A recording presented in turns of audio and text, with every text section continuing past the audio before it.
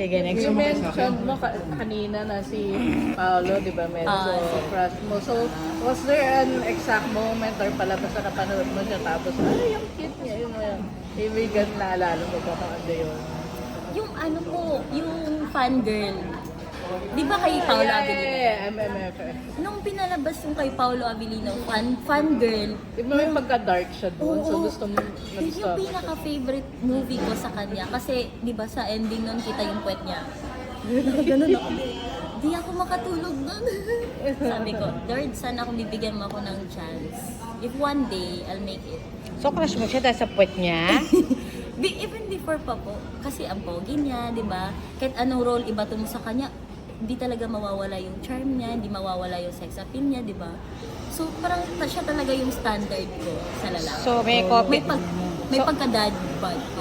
Hindi nga, doon, for the role. Oo, Ngayon, balik uli sa okay na Oo, siya. oo. So, may kopya ka nung nag-viral niyang umiihi.